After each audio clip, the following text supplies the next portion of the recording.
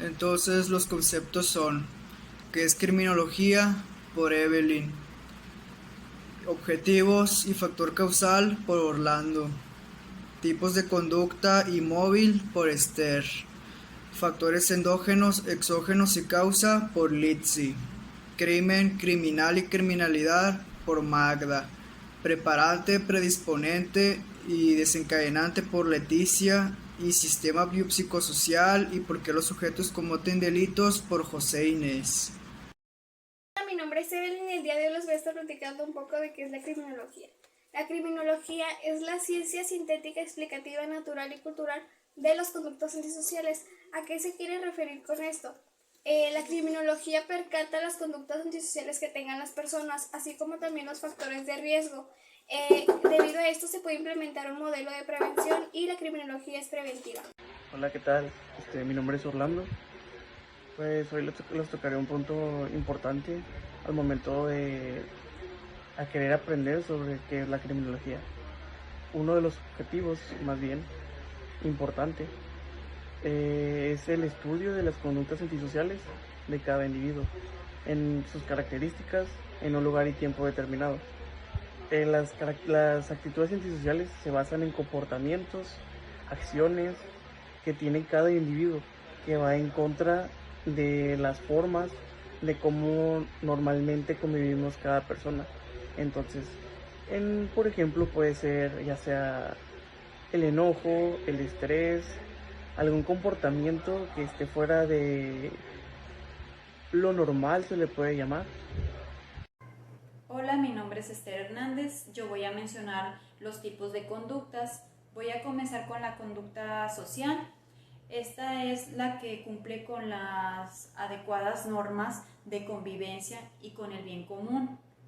Esta conducta no agrede de ninguna forma a la colectividad. Voy a poner un pequeño ejemplo. Por ejemplo, nosotros que nos desarrollamos en nuestra colonia, tener un ambiente cordial con nuestros vecinos, en nuestro salón de clase, respetar al compañero, dirigirnos con respeto a nuestros directivos, a nuestros maestros. Sería la conducta social. Conducta social. Esta conducta es aquella que carece de contenido social. No tiene relación con las normas de convivencia ni con el bien común. Esta conducta por lo general se lleva en total aislamiento y en soledad. Por ejemplo, cuando una persona decide alejarse por un tiempo, pues lo hace sin agredir a nadie más, sin cometer alguna falta con la demás sociedad, solamente se aísla. Esta es la conducta asocial, aislamiento. Conducta parasocial. Esta se da en el contexto social. Es la no aceptación de valores, pero tampoco los destruye. No realiza el bien común, pero tampoco lo agrede. El problema con esta conducta es que no encaja con las normas sociales, ya que la misma sociedad los tacha de extravagantes o incluso de inadaptados. Esta conducta forzosamente necesita de la sociedad para desarrollarse. Un ejemplo puede ser cuando vamos por la calle y vemos a personas tiradas en la banqueta, estirando su mano, esperando que pues les ayudemos con una moneda o con algo. Ellos están llevando a cabo una conducta parasocial. Necesitan de nosotros como sociedad para sobrevivir. Conducta antisocial. Esta conducta sí va en contra del bien común, atenta contra las estructuras básicas pues, de la sociedad, destruye valores fundamentales y lesiona las normas elementales de una sana convivencia. Voy a dar un pequeño ejemplo de esto. El matar a una persona es una conducta indeseable.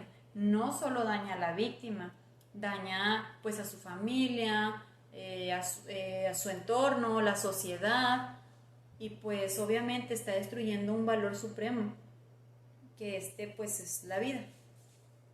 Móvil es aquella causa o razón por la cual se lleva a cabo un determinado comportamiento o actividad. Esta motivación va a ser ya sea interna o externa. Voy a dar un pequeño ejemplo de esto. Una persona que vive en unas condiciones económicamente muy desfavorables va a hacer todo lo posible por conseguir dinero o algún artículo, ya sea pues para venderlo y así sacarle provecho. El móvil aquí pues es que vive con extrema necesidad o ambición. Ese es el móvil que lo lleva a realizar dicha actividad. Hola, oigan, hoy les voy a hablar un poquito de lo que son los factores endógenos, exógenos y su causa, ¿ok? Es importante conocerlos y saber diferenciarlos. Un factor endógeno es un factor interno. Puede ser algún trastorno, depresión, algo interno en nosotros, ¿ok? Y un factor exógeno, como se puede interpretar un poquito en la palabra, es algo externo, que son la familia, amigos, terceras personas, lo que nos rodea, todo eso, ¿ok? La causa es más que nada el suceso o acción que detonó que nosotros hiciéramos X cosa, ¿ok? Como normalmente llamamos, es la gota que derrama el vaso. Entonces es importante diferenciarlos. El endógeno es algo interno, exógeno, externo, y la causa pues es la gota que derrama el vaso, literal. Hola, yo soy Magda y yo les voy a hablar sobre criminalidad y crimen. El crimen es básicamente el acto que se comete, el delito. Criminal, pues es quien comete el delito, el autor. Y criminalidad es el periodo de crímenes que hay en un lugar y tiempo determinado. Les voy a hablar sobre los predisponentes, preparantes y desencadenantes. Básicamente son los factores que ya explicaron mis compañeros, como los factor endógeno, exógeno y el móvil o la causa. Bueno, ¿a qué se refiere con esto? Los predisponentes son toda la carga genética que ya tenemos, o sea, lo que ya nacemos con ello, como puede ser el temperamento, trastornos de personalidad, el tener más ansiedad, más depresión, incluso esquizofrenia. O sea, son cositas que pues nuestra familia, por así decirlo, nos lo van heredando, o sea, como que nos lo dieron. ¿Sí? También, por ejemplo, cuando alguien viene con color de ojos cafés, azules, el cabello castaño y así. Bueno, esos son los predisponentes.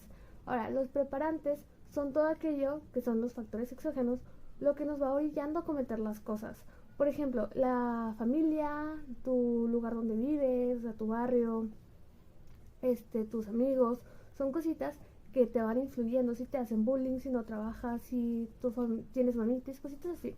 Ahora, el más importante en este caso, que vendría siendo el desencadenante, la gotita que derrama el vaso, por así decirlo.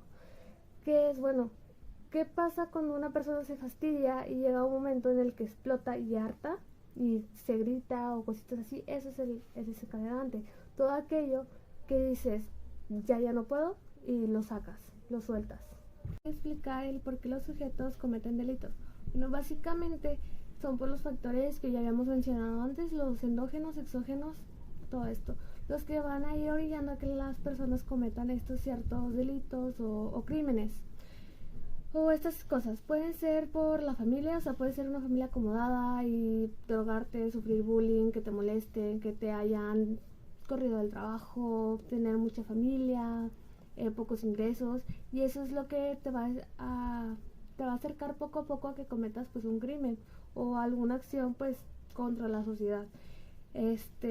Por el contrario, puedes vivir en la pobreza, puedes no cometer ningún delito, básicamente seguir lo que es socialmente moral o lo correcto o lo más honrado, y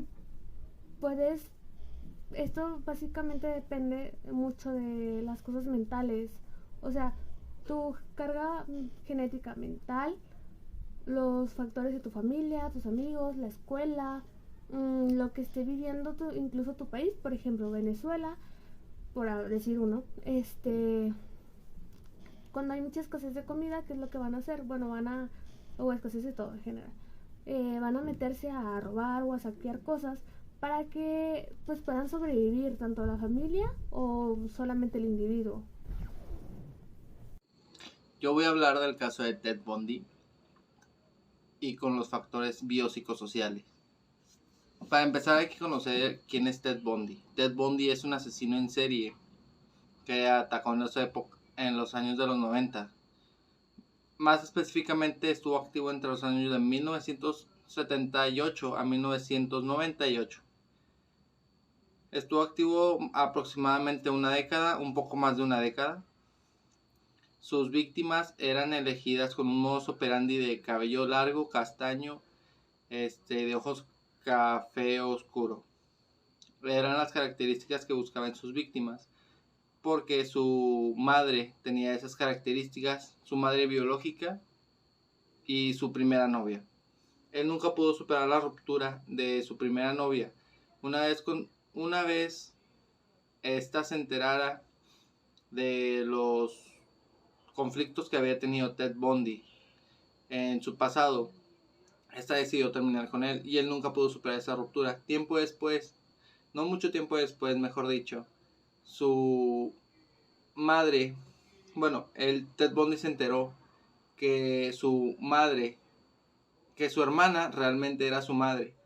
Fue criado por sus abuelos maternos, ya que sus abuelos paternos nunca fueron conocidos, ya que se desconoce la identidad hasta la fecha del padre de Ted Bundy.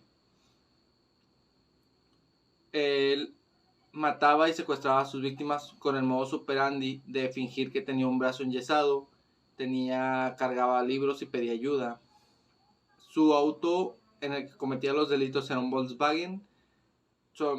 Las solía someter con esposas, con placas de metal. Incluso llegó a hacer un multihomicidio en un departamento escolar de Estados Unidos, donde asesinó aproximadamente a 5 víctimas, dejando a varias heridas. Otras con problemas de audición, una con problemas de audición permanente y otras con daño cerebral. Ted Bundy fue uno de los peores asesinos en serie y marcó mucho la comunidad de Estados Unidos. Los factores biopsicosociales que afectan a Ted Bundy vienen siendo los siguientes. El biopsicosocial se divide en 3 partes. Biológico, con los factores con los que nace Ted Bundy. Podrían ser algún defecto físico, algún defecto mental. Podría nacer incluso con perfecta salud y eso vendría siendo el biológico. El psicológico es cualquier cosa interna mentalmente. Por ejemplo, podría ser una ruptura como la que sufrió Ted, pero desde el momento del nacimiento. Podría tener algún problema psicológico grave que se haya diagnosticado, o también da el caso de los factores sociales. Por ejemplo, su alrededor, cómo se lleva con la gente, su entorno familiar, que era muy brusco, incluso vivió violencia a través del abuelo paterno que golpeaba tanto a la que creía que era su madre, que era su abuela en realidad, y la que era su madre, que él pensaba que era su hermana hasta los 24 años de edad.